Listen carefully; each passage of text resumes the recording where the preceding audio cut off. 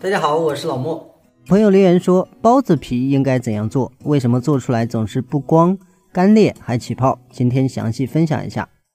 首先咱们说一下放酵母的量，因为蒸包子面团比较偏软，所以咱们放酵母的时候呢，2到3克每斤即可。酵母偏多很容易发过，不好控制，对于新手来讲。还有盐，咱们盐和白糖可以同时放到一块面团里，咱们做包子的时候放一点盐呢，也能够增加面皮的筋性，拉扯不容易断。接着是水，咱们蒸包子的水量和蒸馒头的水量不同，一般蒸包子的面团呢都需要偏软一点，这样咱们做出来的包子它的松软度就会更好，而馒头呢需要一点立体感，所以要稍微偏硬。再一个呢就是关于酵母，咱们用温水化酵母的时候，尽量化成咱们画面中这样它的效果会更好。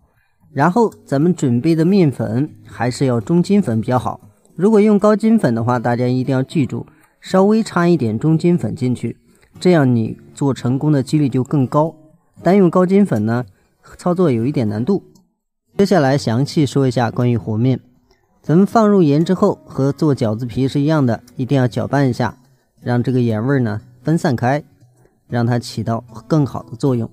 然后在加水的时候，咱们一般面团会比较偏软嘛，所以加水的时候尽量分次，全部打湿之后咱们再揉成团，这样比较容易。另外咱们和好的面团一定要继续揉一下，主要是让它里面不含干粉块，把它揉光之后呢它就比较好，这样咱们在做的时候面皮里面没有疙瘩，咱们擀好之后呢也比较平。大家看咱们和好的这块面团呢，由于它筋性比较大，所以咱们按一下呢能够反弹回来，这个状态呢咱们就要松弛醒面发面。因为现在的气温还是比较低的，咱们在发面的时候呢尽量给它创造一个很好的一个温度，这样咱们发酵的就会比较快。咱们最关键的是看发酵好之后的这个状态，首先是体积变大，蜂窝更多，敲击呢有回声。然后咱们打开之后呢，里面充满蜂窝，看它有没有发过，不是蜂窝大小，而是咱们轻点一下不会塌回去，它就没有发过，这样的状态就比较好的。如果说咱们让它发酵的特别旺，轻点一下就塌，那就太过了，咱们蒸包子永远不会做好。再一个，咱们很多朋友揉面不知道什么时候是起筋，其实起筋呢也比较简单，咱们在揉面的时候呢，能感受到这个面团变得越来越紧，越来越偏硬，这个时候呢它就是已经起筋了，咱们就不需要更长时间去揉了。咱们揉好这个状态呢，就像目前咱们画面中这样，咱们拿起之后表面没有小泡泡，比较平比较光，咱们就可以直接搓成长条来揪剂子了。如果大家还不确定咱们这个面有没有揉好，咱们搓好这个长条之后，大家可以再检查一下，拿起来看一下表面没有小泡泡，没有更多的不平处，这样就是 OK 的。然后呢咱们下好剂子之后也可以检查一下，